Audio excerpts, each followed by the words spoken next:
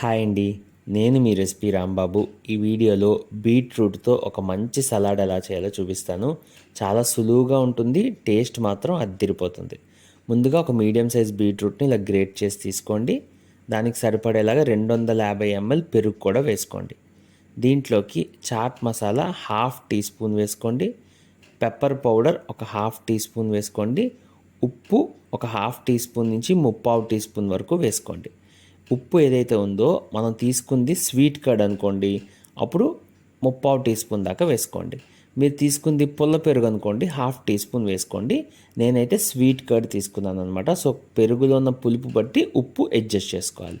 ఇప్పుడు దీన్ని ఇలా శుభ్రంగా కలిపేసిన తర్వాత కొత్తిమీర చిన్న చిన్న ముక్కలు కట్ చేసి దీంట్లో వేసుకొని ఇంకోసారి బాగా కలిపేయండి.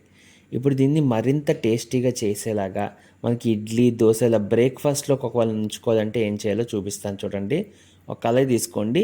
1 టేబుల్ స్పూన్ దాకా నూనె వేసి, నూనె వేడెక్కాక ఆవాలు, జీలకర్ర చెరొక టీ స్పూన్ వేసుకొని, వీటితో పాటు ఒక 10 వరకు కరివేపాకు రెమ్మలు, కొంచెం చిటికెడంత ఇంగు వేసి వీటిని బాగా కలుపుతూ పోపు వేసుకుంటాం చూసారా, అలాగే తాలింపులా రెడీ చేసుకొని దీన్ని తీసి ఇక్కడ ఏదైతే మనం వేసుకున్నామో మిక్స్ దాంట్లో వేసి బాగా కలిపేయాలి.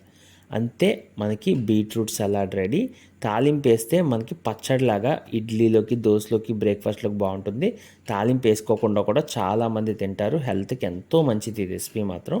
సో తప్పకుండా ట్రై చేయండి. ఈ రెసిపీ మీకు ఎలా అనిపించిందో కామెంట్ చేసి మీ ఒపీనియన్ చెప్పండి.